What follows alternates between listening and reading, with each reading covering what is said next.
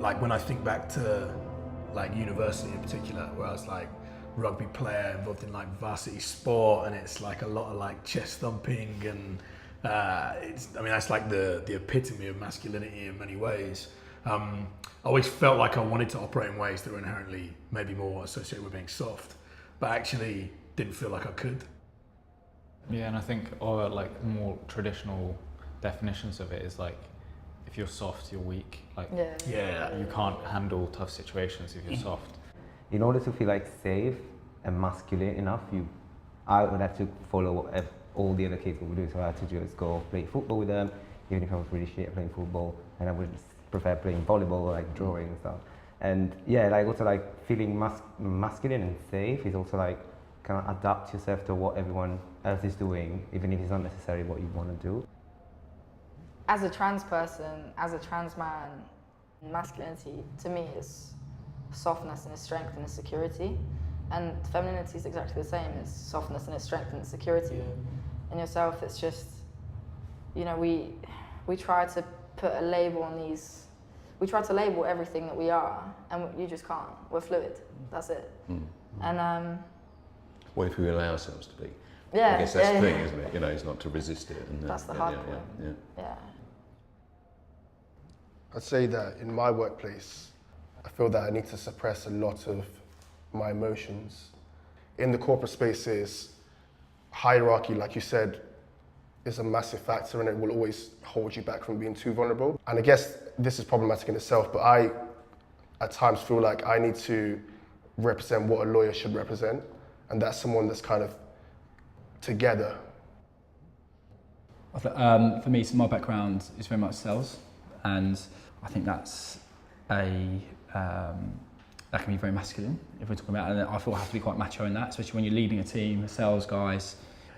I think you have to perform a little bit. You know, you have to be right. Okay, what we're doing as guys, right? Get the sales in. Yeah, it's all upbeat.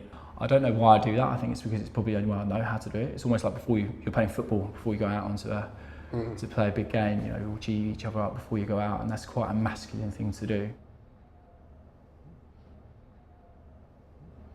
I have been a mother and a father to my children. I've been doing the washing, the cooking, the cleaning, ironing. So I've done everything for them, and even polishing the shoes. So I think I've been a sort of a successful father, and been a responsible father.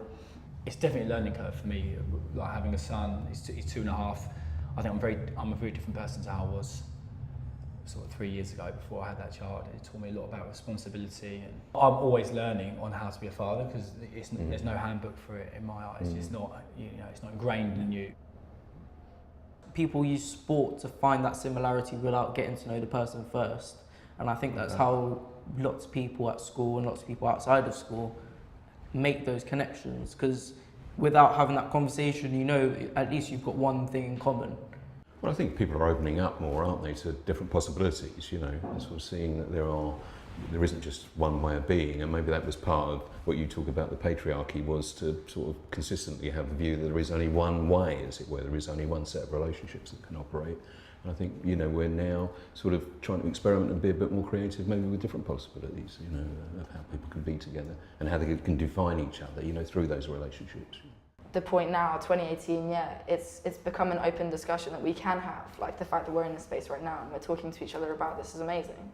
And it shows that we've developed so much as a society in the fact that people are even opening up discussions about this, to be able to like film it and to talk to each other. But I think these feelings have always been around. It's just openness. It's people talking about it and addressing it that matters. Absolutely. And I don't think people have addressed it as much as they should.